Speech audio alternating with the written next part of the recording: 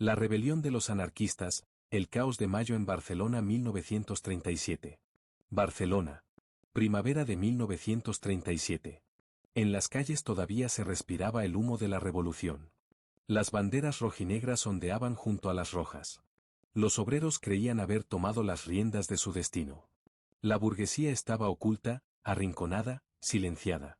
Pero no todo era unidad en la retaguardia republicana. Bajo la superficie, hervía un conflicto cada vez más imposible de contener. En medio de una guerra contra el fascismo, una batalla fratricida estallaba en el corazón de la resistencia. Fue corta, brutal y decisiva. Esta es la historia de los días en que Barcelona volvió a arder, no por las bombas de Franco, sino por las balas de los propios republicanos. Esta es la historia del caos de mayo de 1937. La rebelión de los anarquistas. La revolución traicionada. La revolución en marcha. Tras el alzamiento militar de julio del 36, Cataluña se convirtió en el epicentro de la revolución social. Los sindicatos anarquistas de la CNT y los militantes de la FAI tomaron el control de las fábricas, las calles, los transportes y hasta de la vida cotidiana. Las iglesias fueron vaciadas. Las propiedades colectivizadas. El orden tradicional se desmoronó y un nuevo mundo parecía estar naciendo. Pero no todos compartían ese sueño libertario. Los comunistas, representados en Cataluña por el SUC, tenían otro objetivo: ganar la guerra. Para ellos, la revolución debía posponerse, incluso sacrificarse, en nombre de la victoria militar. Y desde Moscú, el mensaje era claro: estabilidad, disciplina y control.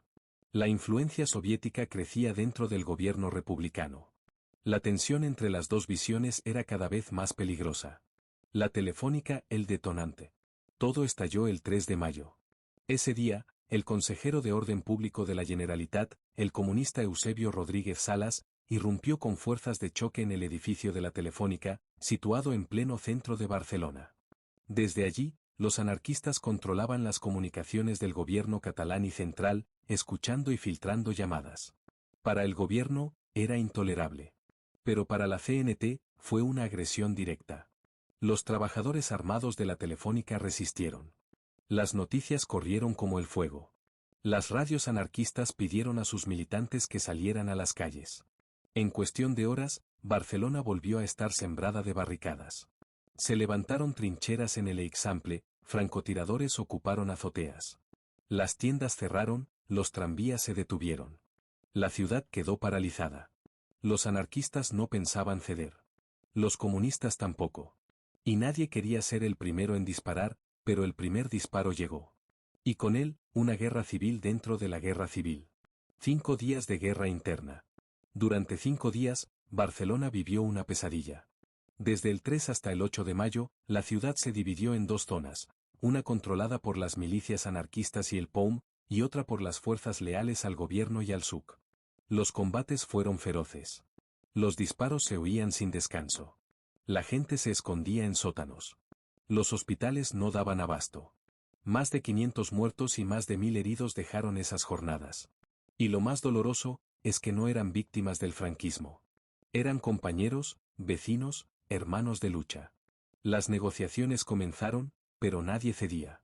El gobierno central, alarmado, envió guardias de asalto desde Valencia. La CNT llamó a sus bases a detener el fuego.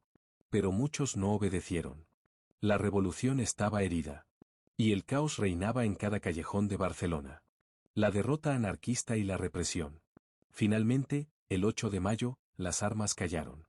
La CNT, presionada por su propia dirigencia y el miedo a una masacre mayor, ordenó a sus militantes de poner las armas. Los refuerzos del gobierno restablecieron el control. Pero la victoria no fue de la paz, sino de los comunistas. Poco después, el POUM fue ilegalizado. Su sede asaltada. Sus líderes perseguidos. El más célebre, Andreu Nin, fue detenido, torturado y asesinado por agentes comunistas. Su cadáver nunca apareció.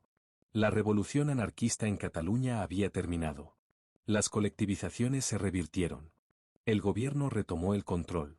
Y el sueño libertario, que durante meses pareció posible, se deshizo en sangre y traición. Las consecuencias. Mayo del 37 fue un punto de inflexión. La división del bando republicano quedó expuesta al mundo. Los anarquistas quedaron marginados. Los comunistas fortalecieron su control, pero a un precio altísimo: la desconfianza, la represión interna, el miedo. George Orwell, que combatía junto al POUM, lo dejó claro en su libro Homenaje a Cataluña. Uno tenía la sensación de que se estaba destruyendo algo hermoso. Y mientras tanto, Franco sonreía. Porque cada bala disparada entre anarquistas y comunistas era una bala menos contra su ejército. Cada herida interna debilitaba la resistencia.